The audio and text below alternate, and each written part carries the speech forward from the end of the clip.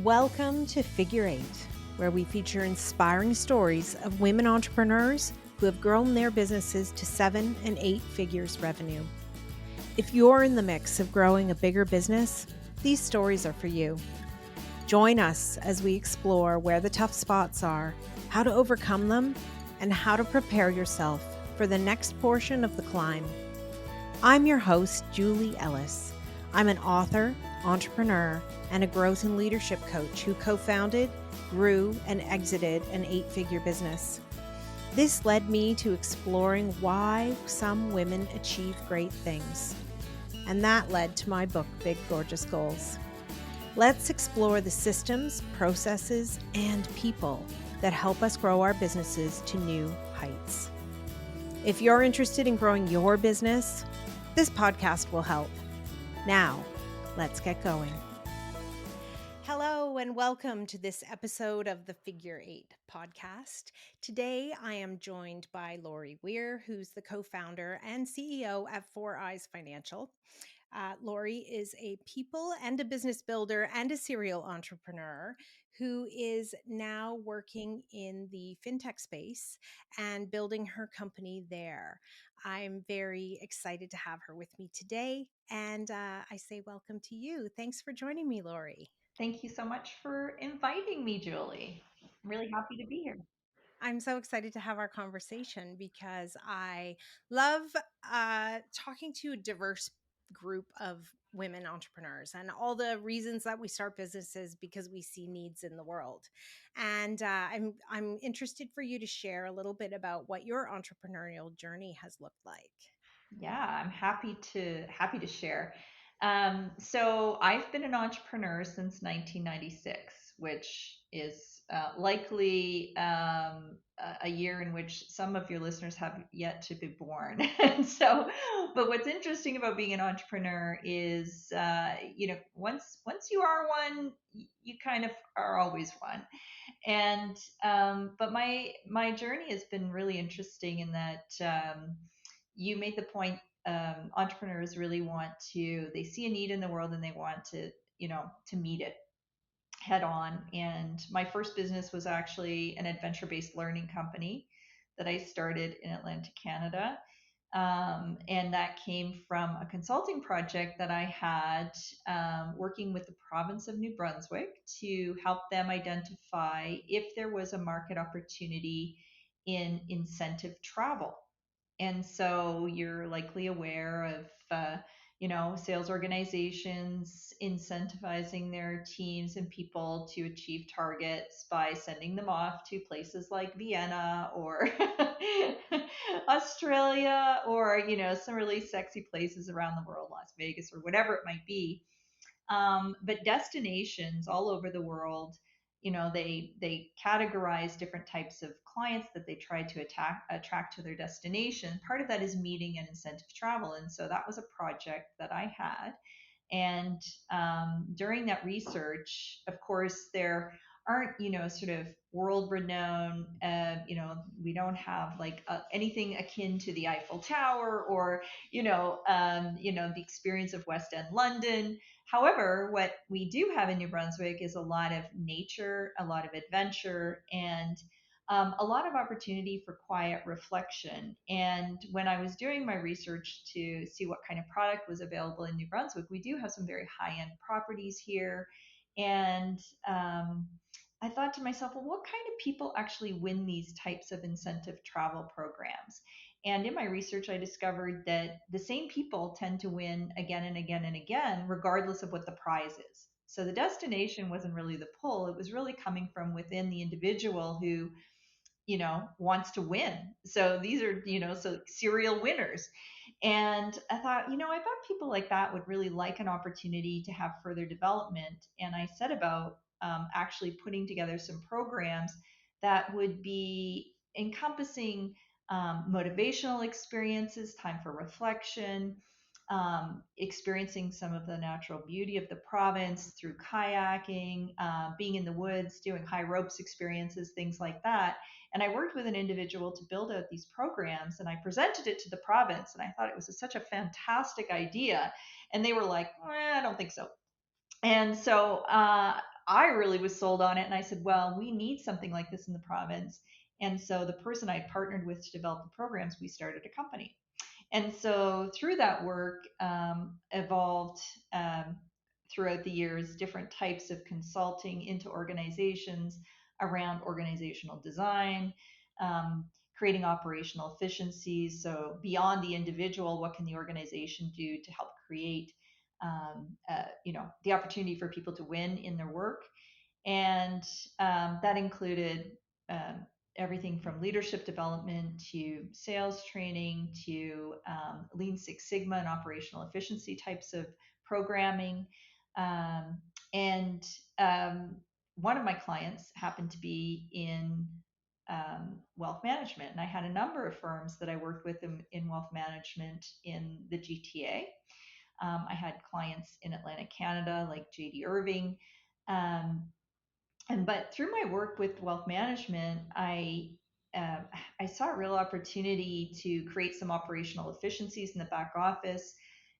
Basically as investors, and if you have a financial advisor or somebody who's giving you advice about your investments, you want to know, kind of bottom line, am I invested in the right products that meet my risk tolerance, that are going to help me achieve my goals? And the rest of it is kind of noise to most people. What I found in the background is how difficult it was for organizations to present that simple message back to clients because of risk rating of products and the complexity of that. And that changes every day, creating a risk profile around the product and creating a risk profile around the individual. So the individual investor, which also changes because we start new jobs, we lose jobs, we get married, we have children, and all these things that change our risk profile as a person. And I saw an opportunity to create some efficiencies around being able to bring that data together to present back to clients in an efficient way that didn't take, like 6 weeks, but you could do in 6 hours. And that was kind of the genesis of starting Four Eyes Financial, which we did in 2015. I did with my partner in life, who's also my co-founder and is also an entrepreneur, and he had had previous technology companies, and so we set about to build this experience and to solve that problem for investors. Well, and I think it's interesting because, when I started a direct to consumer e commerce business, we did not have a technical co founder. And it was something that we always kind of said, in the perfect world, if we did it again, we would have wanted somebody. So it does seem like you had these insights from the consulting piece you were doing, and then you had a co founder who could bring the technical piece and kind of bring that together, which seems like a really good It pairing. is. It's great. And some people say, I don't think I could ever work with my partner. It's a 24/7 commitment. But I think one of the reasons it really works for us is for the very fact that, we started the business in our 40s. And so we know ourselves pretty well. And we're very different people and we bring different strengths to the table. And we are both so committed to the same vision and goal that, the differences in our approach, which are very different in how we do things, we can easily, I would say easily, most times easily, sometimes it's a struggle, work through those things to move the company forward. But having that technical expertise is critical. I really don't know how people do it without, because it's a bit of a black box in some cases. Creating transparency about like in and around that for our business has been a strong mandate for me as the CEO to make sure that we can actually see into the black box and see how things are moving. But yeah, it definitely has been great, I think, for our young management team as well to have leadership that is product focused, technically inclined, innovation focused, and also I'd say what I bring to the table is a revenue generation focus, organizational structure design, creating scalable processes, making sure that the company is financed to go to that next level of growth. And so both of those things are critical to running a successful company. And, that complementary nature of our skill sets seem to work out really well. Oh, that's good.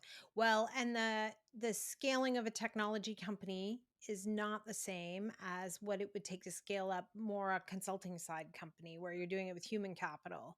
In this way you need to scale up by adding to the black box, really, enhancing the base level product, and iterating on it and keeping up with the regulatory environment would also be very important in the financial services realm. All of those things, 100%. And one of the things I learned about running a technology company is that you're never done building.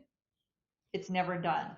Um, and I think most people think, well, yeah, there'd be enhancements, but I think the extent of work done on the product, enhancing the product, and a great point that you just mentioned, which is the regulatory requirements are also evolving and changing, and you have to be ahead of that and work that into your solution. So yes, it is very different than running a consulting company in that regard. And also, I think you mentioned just the financing of that. So if you're always building, that requires money to to kind of flow into the business to enable that, and making sure that you've got the capital to do that.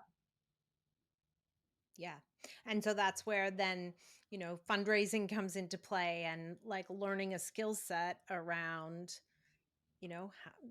going out. And I mean, people talk about it being wildly distracting from actually the roadmap of product and the roadmap of how you're building the business when you're out and you're trying to raise rounds of capital and bring people on your board, and the kinds of things that Yeah, entails. absolutely. And I think it's a really key part to as any successful innovation company.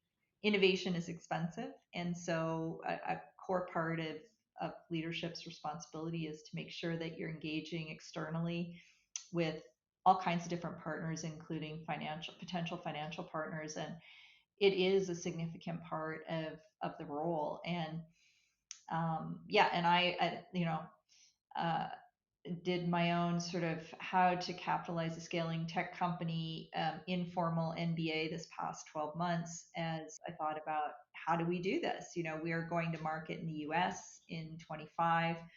We've been in earnest contemplating this for a couple of years. We've done some market readiness work with consultants. We've, kind of done some things that aren't capital intensive. But now we're ready to go. And this was a critical piece to enable that. And it was definitely um, extremely valuable. I learned a lot. Um, and like most of us in life, things that we wish we'd known before. But you know what? Today's a new day, and start now. And I think there's a lot of really good resources out there too. But the thing is, there's no one way to do it. And I think sometimes the world presents like there's a clear path on how to capitalize your business and bring money in. And it's either you're going to self fund, you're going to bootstrap, or you're going to do this sort of equity, seed, series A, kind of roll up in that way. And then there's companies that do a mix of many things. There's a lot of ways to approach it, and you have to figure out your own business model, what you're trying to achieve, what makes sense for the mission that you're on, and but figuring out how the rest of the world thinks about it is really important so that you can make a choice. Yeah. Yeah, and how can you dilute as little as possible as you take in the early money that you need to get going, so that later you have more control about what happens next. Exactly. That's it. And I think a lot of entrepreneurs in early day, they're so desperate to get people behind them to believe in what they're doing. They're willing to give up a lot in order to make that happen. And that's understandable. Completely empathize with that, never judge that. And, it's like anything in life, looking backwards and saying what you would have done is, that's not the way the world works or how life works. And we have to make the choices that with the information we have and are presented to us, not look back and just move forward and say, okay, this is where we are now, and how can we, get to the next step. It is one of those interesting things, though, where considering how many people have done it and how many people are currently figuring out how to do it, that you can't Google and get the answers. It's always surprising to me in entrepreneurship that, there are no, there are, you always feel like you don't know what you're doing. There's always an aspect There of that. is. And one of the things I will say though is I find that there is more available. I think a lot of this information was kept close to people's chest for I don't know whatever reason. But one of the things that I have noticed is there are people out there who are in the, um, investing time to be thought leaders in this space that have consulting practices that are really focused on helping firms capitalize ideas into significant size global businesses. And they're out there presenting a lot of information that I know when I originally started the business in 2015, that information just wasn't available through a Google search. But on LinkedIn and in Google and other places now. I think in the last couple of years, there is more information. And I think the key starting point is understanding what your business model is because every business model has a different need in terms of capitalization and how that looks, how much you need to give up in order to gain, what makes sense for you in terms of your long-term plan. Do you want to build out a geography and then sell into private equity? Do you want to grow the company globally? What are like, and it's easy to ask those kinds of questions, but in any given day, you might have a different answer yourself, depending on how the day is going. It's true. It's so true. Well, and certainly, I mean, one of the interesting choices that you've made is to build your company outside of a big financial center. I mean, most people would think of a company like yours starting in the Toronto area and in Canada and growing in that kind of an environment. But, you were living in Atlantic Canada. That's where you've built your adult life. And so you've really built a business there and attracted talent and done all the things to really bring people to you. Yeah, it's true. New Brunswick is not the center of financial services in Canada, and that's certainly been brought to our attention more than once. But what's great about that is you can build a company anywhere, especially an innovation company, a software company. Um, and we are able to attract incredible talent, people who have moved to New Brunswick to go to school here, who want to stay here, New Brunswickers, born and bred. And that's part of our mission at Four Eyes when we started the company was to solve the problem that we mentioned earlier, also to provide interesting employment in technology, on leading edge technology to New Brunswickers and to help sort of strengthen that part of our economy. And originally when we started the company with that mandate, I thought this is a New Brunswick or an Atlantic Canadian challenge. But what I've learned is this is really a Canadian problem to be solved. We have our main industries, which we're aware of, that have been brought to light, especially in the conversation around tariffs that are happening now. And automobiles, natural resources, lumber, paper, all these kinds of oil, gas that we're known for, which are amazing industries. There is a need for Canada to continue to invest in and grow its innovation economy, and I'm a big proponent of that. Um, not just in Atlantic Canada, but for the country. And I'm thrilled to say that, of our 60 employees, all but three actually live and work in New Brunswick. And we're able to hire really great talent because the people who come to join us want to be in a community. So they don't want to, live in New Brunswick and work for a company in Silicon Valley or someplace else around the world. They want that touch point. So we have an in-office culture. I'm at my office today.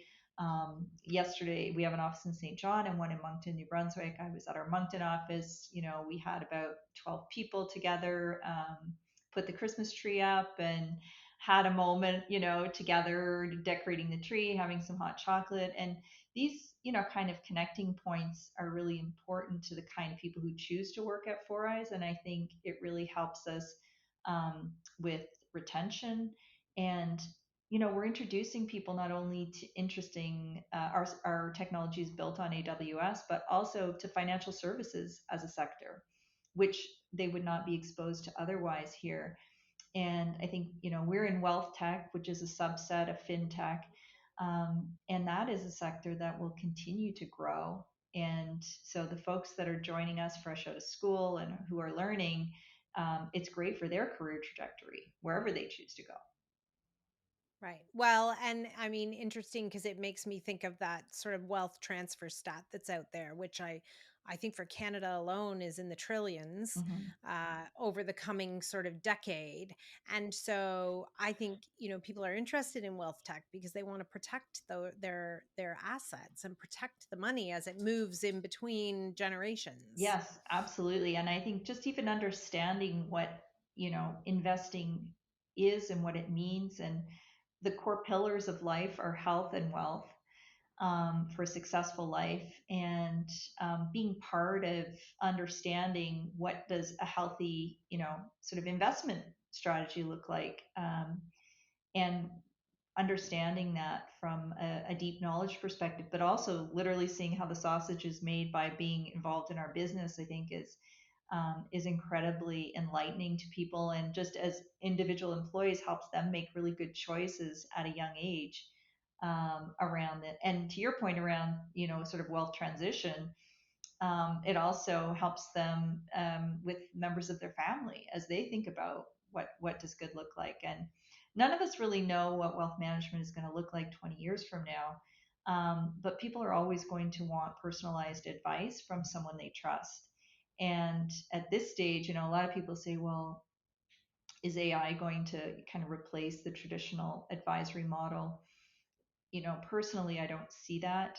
Um, there are self directed opportunities and passive investing available for people currently, yet people still are looking for someone to guide them, give them confidence in their choices, stay invested when things are troubled in the world.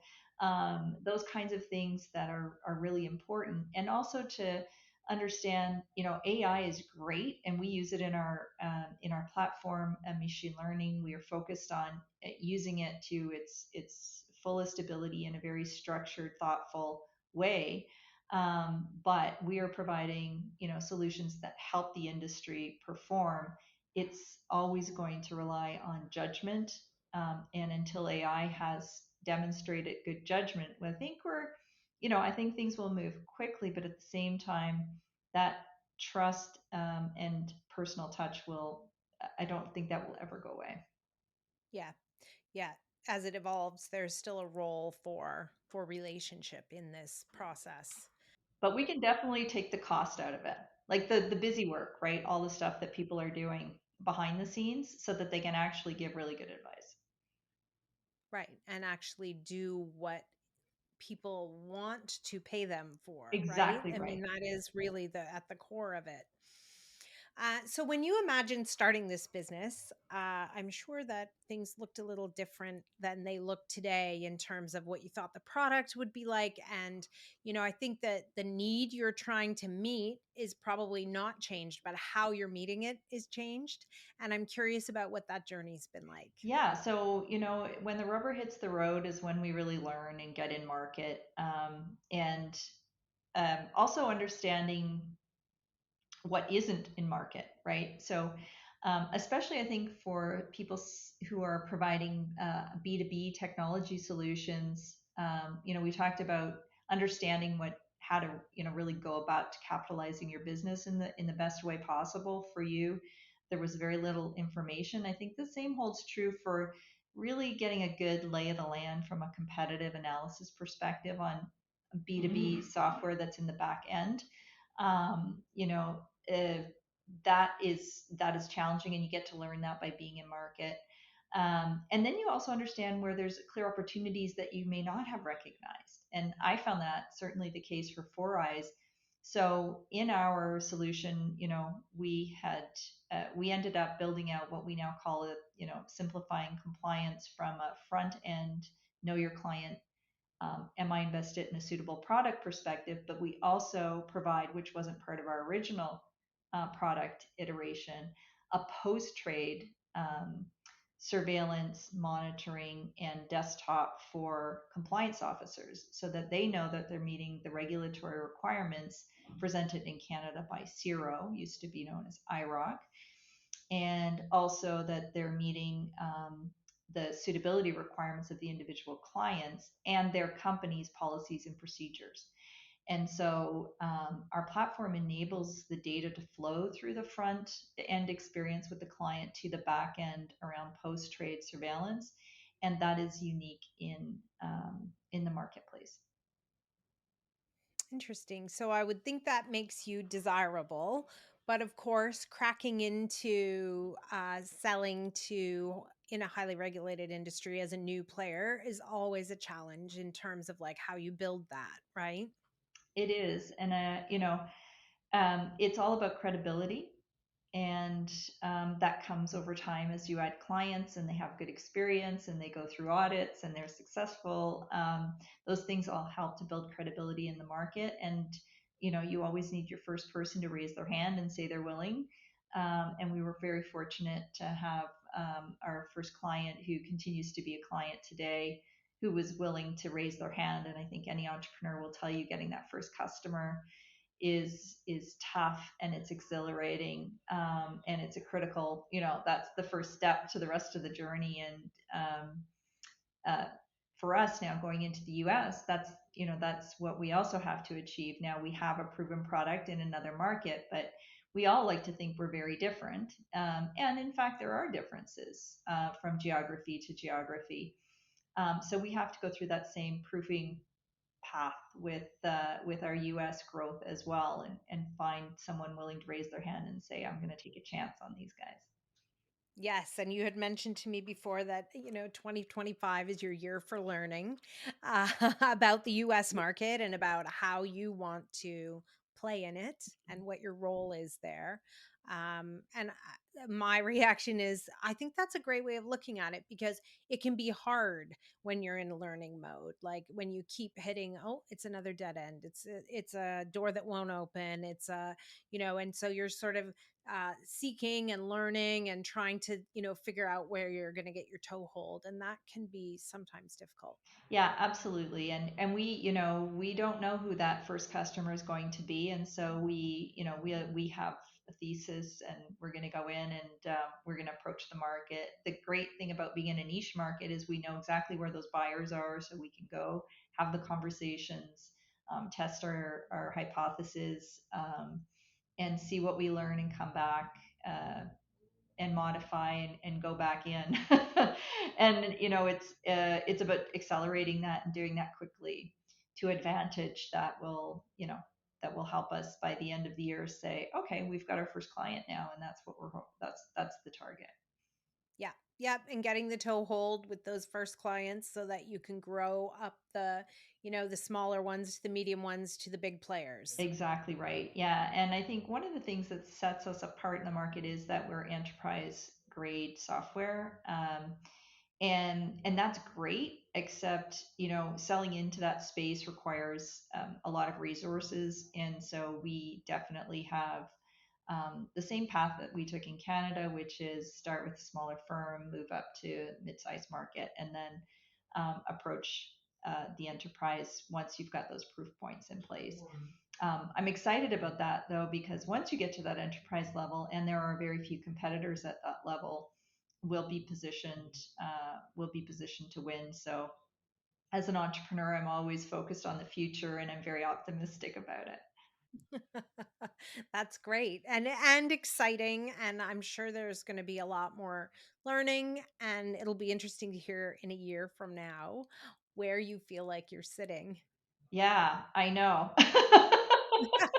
I What happened agree. as expected, what was completely unexpected, and what was in the middle where you were like, "Huh, not exactly, but okay." Yeah, I know, exactly right. And so I expect we'll be on generally heading, like if we're heading southwest, we'll be heading southwest, but are we traveling by water, by road, by plane, figuring out all those things, then yeah, it's definitely going to be a journey. It's one that you have to be, I think, mentally ready for, from a resource perspective, ready for, and feel good about the people you're traveling with. And I'm excited because we've built out our team for Canada. We've grown our young management team to run the bit playbook here in Canada. And so really it's going to be myself, my co-founder, our head of growth, who really were, kind of ran the entrepreneurial playbook in Canada, and we're going to run it again in the US. And so, I'm kind of thinking about it like this is going to be fun. We're starting again, and we're going to put our energy into this. And yeah, we don't know what exactly roadblocks we're going to hit along the way, but we'll have, at the end of the day, if we've signed our first customer, we've accomplished our mission. If we know a lot more about what it's going to take to do that and we're close, that will also be successful. Yeah, it will. It will. And I guess, yeah, it's about now hiring people who have connections and experience in that US market who can help you get to the people that you need to sit around the table and talk to. Absolutely. And, this talent is expensive and hard to find. And one of the things we're investing in this year as part of that is a disciplined rev gen process. We're putting a new VP of rev ops in place this year. And I'm not a fan of, just selecting somebody with a great Rolodex, and hoping for the best. These are long sales cycles. So, 18 to 24 months, a lot can be spent and a lot of time with them. We don't expect people to go in and close deals quickly. So we need to know that we're doing all the right things to accomplish that, though. And so, definitely we're keeping our eye on, and we do have someone in market that we're working with, but ideally we're not outsourcing our sales. We're actually hiring people and setting up our presence in the US in 2026. Well, and I think that'll be exciting times, and I look forward to hearing more from you about how it goes. Thank you so much for talking with me today, and I'm excited to see how Four Eyes grows and changes over the coming years. Well, Julie, I really appreciate the work that you do bringing forward these entrepreneurial stories and journeys, sharing them. Canada needs more entrepreneurs. The world needs more entrepreneurs, and I'm sure the work you're doing is fueling someone's passion and giving them the confidence to take the leap. And so, thank you for that. Thank you. Thank you so much. I hope so that sharing the stories that I know about in my, corner will help people because I think we do what we see as possible. And so I love sharing stories. And thank you so much for talking with me today. Thanks, Julie. I hope you enjoyed today's episode. Please remember to hit subscribe on your favorite podcast platform so you won't miss any episodes. Figure 8 isn't just a podcast. It's a way of seeing the big, gorgeous goals of women entrepreneurs coming to life. If you're interested in learning more, you can find my book, Big Gorgeous Goals, on Amazon anywhere you might live. For more about my growth and leadership training programs, visit www.julieellis.ca to see how we might work together. Read my blog or sign up to get your free diagnostic. Are you ready for growth? Once again, that's www.julieellis.ca. When we work together, we all win. See you again soon for another episode of Figure 8.